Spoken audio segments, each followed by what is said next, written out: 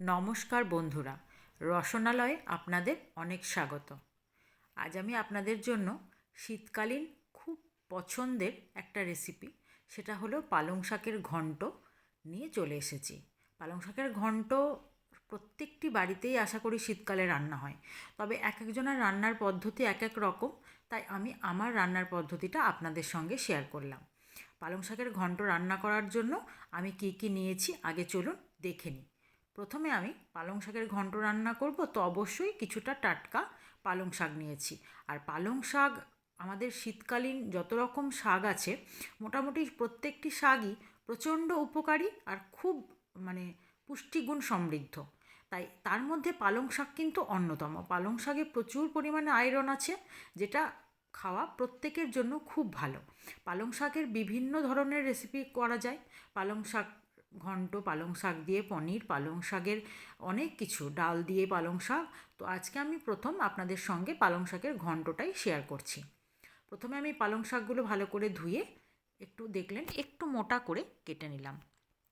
তারপর আমি ওই শাকের মধ্যে দেওয়ার জন্য একটা মূলো নিয়েছি। মূলোটাকেও খোসা ছাড়িয়ে খুব ভালো করে একটু ডুমো করে কেটে নিচ্ছি। খুব বেশি বড় সাইজ করব না, ছোট ছোট করব, কারণ পালং শাকটা সেদ্ধ হতে বেশি সময় লাগে না, তাই তার সঙ্গে যেন সমানভাবে সেদ্ধ হয়ে যায় সেই রকমভাবে আমি প্রত্যেকটা সবজি কেটে নেব।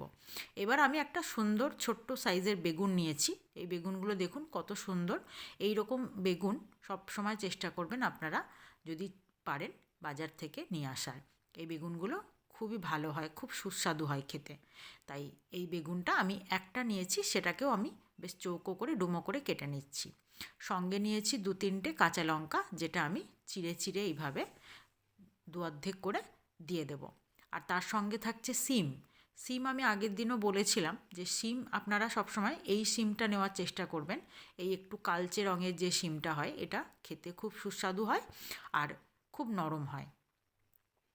ওই একই সঙ্গে এবার আমি কড়াইয়ে সর্ষের তেল গরম করে কটা বড়ি ভেজে তুলে নেব। বড়িগুলো আমি বড় সাইজের নিয়েছি, তাই 4-5টা নিয়েছি। আপনারা ছোট সাইজের হলে আরও একটু বেশি পরিমাণে নিতে পারেন। বড়িটা ভেজে তুলে নিয়ে ওই তেলের মধ্যে আমি 5 ফোড়ন দিয়ে দেব। তারপর আমি তার মধ্যে টুকরো করে কেটে রাখা মূলোটা দেব, সঙ্গে শিমটাও একই সঙ্গে দিয়ে দেব। যেগুলো একটু বেশি সময় নেয় সেদ্ধ হতে, সেই সবজিগুলো আগে ব্যবহার করব। তারপর নরম সবজি দেব। আপনারা এই পালং শাকের ঘন্টের মধ্যে চাইলে রেগুলার ব্যবহারের যে আলু, সেই আলুও ছোট করে কেটে দিতে পারেন বা মিষ্টি আলুও দিতে পারেন। তারপর আমি একটু নাড়াচাড়া করে বেগুনটা দিয়ে দেব। বেগুনটা ভাজা হতে তো খুব বেশি সময় লাগবে না, আর খুব তাড়াতাড়ি নরমও হয়ে যাবে। আর তার মধ্যে চেরা কাঁচা লঙ্কাগুলোও দিয়ে দেব। যে সকল বন্ধুরা আমার ভিডিও নিয়মিত দেখছেন তাদেরকে আমার অসংখ্য ধন্যবাদ।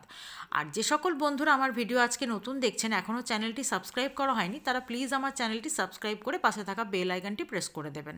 রেগুলার নোটিফিকেশান পেয়ে যাবেন।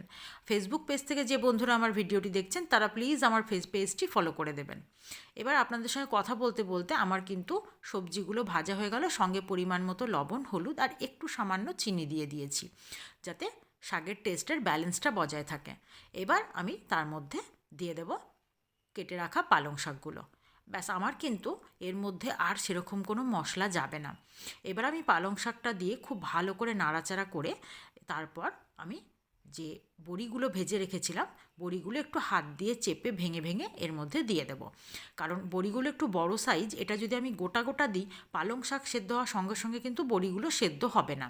তাই যদি ছোট বড়ি হয় তাহলে অবশ্যই আপনারা গোটা দিতে পারেন। এবার আমি বড়িটা ভাঙা করে দিয়ে ঢাকা দিয়ে রান্না করব।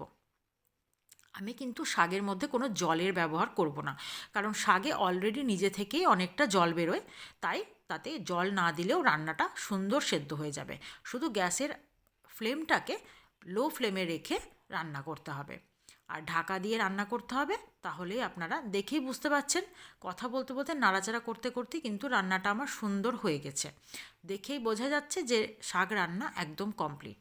তো এইভাবে আপনারা পালং শাকের ঘন্ট একদিন বাড়িতে রান্না করে দেখুন। না সেরকম তেল মশলার ব্যবহার, না অন্য কিছু, তো খুবই সুস্বাদু হয় এই পালং শাকের ঘন্ট। অযথা যাতে আমাদের তেল কম ব্যবহার করলে চলবে বা মশলা কম ব্যবহার করলে চলবে, সেই রান্নায় আমরা অযথা কেন তেল মশলা দিতে যাব। তাই সেই ভাবেই আমি এই রান্নাটা করেছি। আপনারা এইভাবে একবার পালং শাকের ঘন্ট বাড়িতে রান্না করে খেয়ে দেখুন, খুবই সুস্বাদু লাগে। আপনারা আমার ভিডিওটি ভালো লাগলে অবশ্যই লাইক করবেন। আজ এই পর্যন্তই, ধন্যবাদ।